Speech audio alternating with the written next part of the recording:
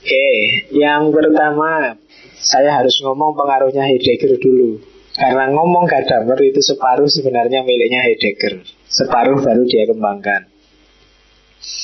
Yang pertama katanya Gadamer, yang ini dari Heidegger, pemahaman. Kalau kamu memahami sesuatu, orang yang memahami itu bukan semata-mata proses kognitif, tapi itulah ontologi keberadaan kita sebagai manusia. Jadi manusia itu disebut manusia kalau dia memahami. Ya kan? Ya gampang-gampang ini yang bikin kita jadi manusia itu kan akal. Gampang ini gitu. Akal terus mikir. Berarti kalau mikir itu kan memahami. Kalau kita tidak mikir dan nggak memahami sesuatu, berarti kita pensiun dari manusia. Itulah yang disebut kondisi eksistensial. Kita eksis atau tidak sebagai manusia kalau kita mikir, kalau kita memahami. Jadi memahami itu bukan proses kecil yang terjadi dalam hidup kita, bukan bagian kecil hidup kita, tapi dia bagian yang paling esensial dalam hidup kita, menentukan kita ada apa enggak. Begitu kita enggak mikir, begitu kita aktivitas kognitif kita macet, enggak jalan, kita bukan manusia. Makanya orang gila itu yang tidak bisa mikir kan dianggap sudah owa. Kita memperlakukannya tidak seperti manusia normal. Jadi bukan manusia memiliki pemahaman, tapi kita sendiri itu pemahaman. Manusia adalah makhluk yang memahami. Jadi kalau sebelumnya kita melihat pemahaman itu kan bagian kecil dari mesin besar yang namanya manusia, ada aspek kecil namanya mikir. Tapi enggak, mikir ini meskipun kecil tapi dia eksistensial, menentukan kita jadi manusia apa enggak. Nah, ini eksistensialismenya Heidegger. Jadi selama kamu masih bisa mikir, bisa memahami, kamu masih jadi manusia. Hati-hati kalau kamu tiba, wah sudah nggak bisa mikir lagi saya pak. Lama itu sudah. Kamu bukan manusia saat itu. Mbah jadi apa? Wah cucuk saya pak, buntu pikiran saya pak. Itu hati-hati. Manusianya sedang nggak ada. Tinggal yang selain manusia yang ada saat itu. Itu teorinya Heidegger sebenarnya. Jadi kalau ada temanmu kok sudah gelap saya, pokoknya pikiran saya nggak jalan, nggak bisa mikir itu, hati-hati, suruh mengembalikan, duduk dulu, mikir harus bisa mikir dulu baru manusia. Kalau enggak, kamu ngambil keputusan, nanti jangan-jangan bukan keputusannya manusia. Itu yang pertama. Yang kedua, ketika orang memahami, itu bukan dari tidak tahu menjadi tahu, tapi dari pemahaman yang lama menuju pemahaman yang baru. Kenapa? Karena di kepala kita pasti sudah ada namanya pre-understanding atau pre-suposisi atau pre-kognisi, pra-pemahaman, pre-struktur, pra-anggapan. Itu maksudnya podo kabeh. Di kepala kita sudah ada pemahaman awal, teori awal, konsep awal. Memahami itu sebenarnya memperbarui yang semula sudah ada dengan data yang baru. Ini Heidegger. Jadi pre-understanding. Orang tidak perlu cerita, Pak, ini teh Pak, untuk diminum, minumnya lewat mulut ya Pak, jangan lewat hidung. Kan tidak usah ngomong gitu. Begitu dikasih ini aku paham, ini teh nggak usah tak sentuh, aku ngerti ini mesti panas. Kenapa? Ada pre-understanding. Kemarin panas, jadi tak buka dulu. Ya kan bener kan panas. Jadi ini namanya pre-understanding. Kamu lihat apapun, memahami apapun, itu pre-understandingnya main. Kamu lihat TV tiba-tiba muncul Julia Perez, itu kan mesti pre-understanding. Gayanya Julia Perez yang kemarin-kemarin mesti muncul sudah. Lihat aja nanti mesti gitu. Sebelumnya sudah ada. Kalau nggak ada pre-understanding sama sekali, kamu nggak bisa memahami loh. Kalau kamu nggak ngerti belas, nggak punya data sama sekali tentang itu, ya nggak bisa memahami. Kalau aku nggak ngerti sama sekali, nggak pernah ketemu barang kayak gini, mesti ya bingung. Ini apa ya, warnanya coklat, kok ini ya, nggak pernah ketemu gelas sama sekali, aku ya bingung.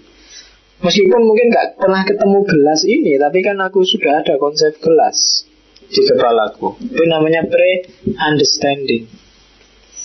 Jadi mikir itu bukan dari nggak tahu menjadi tahu, tapi dari pengetahuan yang lama terus jadilah pengetahuan yang baru tentang apapun. Oke. Oleh karena itu, ya kesimpulannya dari situ, katanya Gadamer, seperti gurunya Heidegger, berarti pemahaman itu ya tidak sekedar metode, tidak sekedar seni, tapi ontologi, hakikat hidup kita sebagai manusia. Nah, bedanya itu tak tambahkan. Kalau di Heidegger, kayak tadi, yang disebut pemahaman itu adalah faktisitas plus tadi pemahaman awal, pra-pemahaman.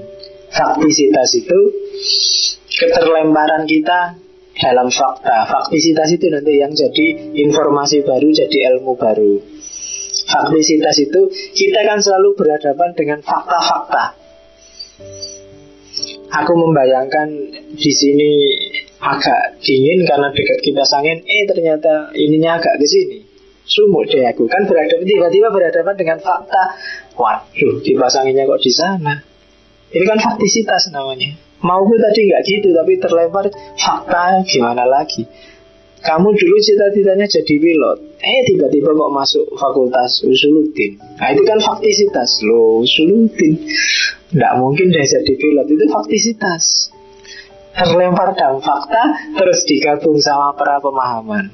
Itulah pemahaman. Kalau Gadamer, iya sih, faktisitas juga pra pemahaman. Cuma jangan lupa, kita memahami itu tidak sendirian. Ada dialektika dengan lingkungan sekeliling, ada dialektika dengan orang lain. Itu nanti secara umum tambahannya Gadamer pada Heidegger. Makanya tadi tak bilang sebenarnya separuh itu miliknya gurunya, cuma dia mengembangkan yang separuh lagi. Jadi diingat-ingat, modus hidup kita hidup ini intinya memahami. Pemahaman itu bukan dari tidak tahu menjadi tahu, tapi dari pengetahuan yang lama terus berkembang jadi pengetahuan baru. Dan yang ketiga, polanya adalah pemahaman yang lama dialog sama fakta yang baru. Itu yang disebut faktisitas. Oke.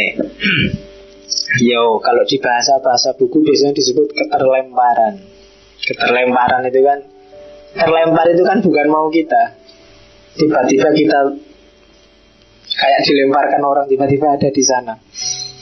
Loh kok gini, loh kok gitu. Ya lu-nya itu ya ada yang enak, ada yang gak enak. Ada yang gak kita harapkan, ada yang sesuai harapan kita. Tapi kita hidup dari keterlemparan menuju keterlemparan. Nah itu namanya faktisitas, terlempar dalam fakta. Nah itu separuh yang pertama teorinya Heidegger yang dipakai oleh Gadamer. Nah selanjutnya, ini juga masih ada bau Heideggernya. Katanya Gadamer, memahami itu sebenarnya tidak selalu berarti mengerti. Memahami itu sebenarnya lebih banyak berarti menyetujui, menyepakati. Misalnya, Kamu tak ceramai kayak gini terus bilang understand, paham. Kamu kan udah bilang paham. Paham itu sebenarnya bukan urusan kamu ngerti yang tak omongkan. Kadang-kadang kamu tidak nyampe yang tak omongkan, tapi kamu bisa menerima. Oh iya Pak, saya terima. Makanya kalau ada orang ngomong cobalah kamu pahami aku, itu kan maksudnya kamu terima aku dengan kondisiku sekarang itu loh. Cobalah memahami, itu sama dengan cobalah menerima. Jadi memahami itu sama dengan menyepakati. Oke, aku setuju sama kamu. Nah itu teorinya Gadamer. Kalau ada orang ngomong understand, yes, aku understand. Nah ini berarti dia sepakat dengan yang kamu omongkan. Intinya kan itu. Kalau masih belum paham ya enggak, berarti belum sepakat. Atau sudah setuju tapi enggak sama sih yang kamu inginkan, tapi kamu masih belum setuju, itu kan namanya belum sepakat. Mesti jawabannya masih belum. Understand belum. Aku ngerti maumu, tapi masa kayak gitu, itu belum menerima berarti. Belum sepakat. Itu yang pertama. Yang kedua, kenapa memahami itu sama dengan menyepakati? Karena begitu kamu memahami sesuatu, itu sama artinya kamu setuju dengan pre-understanding yang kamu sepakati. Jadi kalau ada orang ngomong, saya ngomong kayak gini, terus setuju nggak? Paham nggak? Ya Pak paham. Berarti kan kamu menyepakati asumsi-asumsiku. Kalau kamu nggak menyepakati, kamu nggak akan bisa setuju. Dan kamu susah untuk memahami. Untuk kamu bisa paham, kamu harus sepakat dulu. Kamu paham maunya ngaji malam ini, itu kan karena kamu ngerti pre-understandingnya ngaji. Apa sih ngaji itu sebelumnya? Tapi kalau kamu nggak ngerti, kamu mungkin susah untuk bisa menyepakati ngaji ini. Ngaji kok filsafat, ngaji kok kiai ini nggak kedunan, nggak serbanan, nggak sarungan misalnya. Tapi karena kamu sudah punya pre-understanding, sudah punya pra-pemahaman, biasa sudah. Dan kamu sepakati, kamu paham, itu berarti kamu setuju. Oke.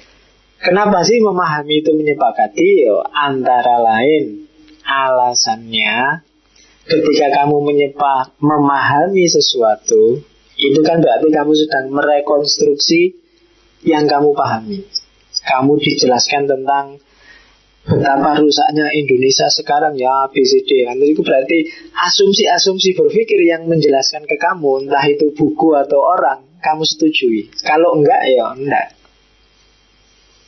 Misalnya Indonesia ini harusnya rukun ya. Minimal ketika saya ngomong Indonesia harusnya rukun, di balik itu kan ada banyak pra-pemahaman.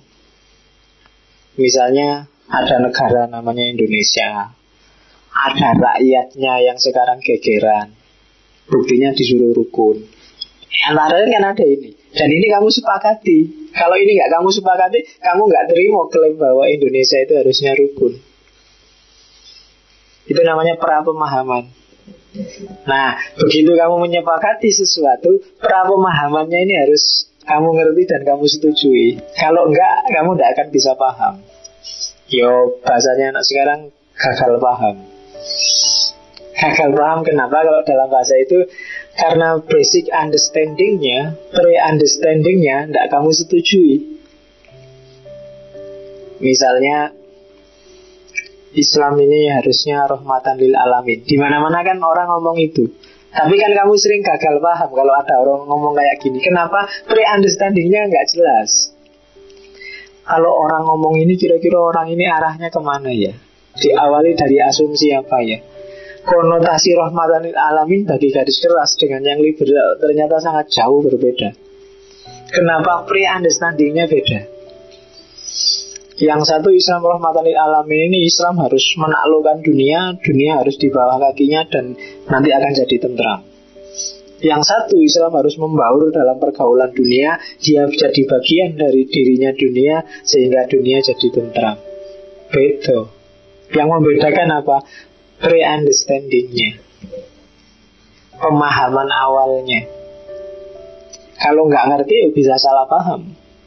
Tiba-tiba temenmu bilang, wah aku itu sayang sekali sama kamu loh, Itu kalau kamu nggak ngerti pre-understanding, jangan bisa salah paham. Kita kan cowok sama cowok, masa kamu sayang sama aku lah misalnya. Loh, kamu nggak ngerti pre-understandingnya. Itu maksudnya sayang itu nggak kok sayang kayak sama pacar apa sama apa. Sayang itu ya aku care, aku itu kan. Itu pre-understandingnya. Kalau kamu ngerti pre-understandingnya, oh iya aku juga sayang sama kamu. Tapi ketika gagal paham, kamu nggak bisa menyetujui, menyepakati pre-understandingnya, ya yang terjadi salah paham, nggak terjadi pemahaman. Maksudnya begitu, katanya Heidegger. Makanya memahami itu sebenarnya sama dengan menyepakati. Apa sih yang disepakati? Basic understandingnya, pre-understandingnya. Meskipun jawabannya enggak, aku akhirnya enggak sayang padamu, ya enggak apa-apa. Tapi kan berarti sudah ngerti arah percakapannya. Ketika ngerti arah percakapan, berarti ada kesepakatan terhadap pemahamannya. Oke. Nah, filsafat gini harus pelan-pelan mikirnya. Kalau tak cepet-cepetin nggak mau puyeng nanti. Ya, jadi pemahaman sama dengan kesepakatan. Nggak kayak kemarin. Kalau Sun Tzu kemarin kan cepet, yang penting perang, menang, beres. Kalau ini agak jelimet, pelan-pelan.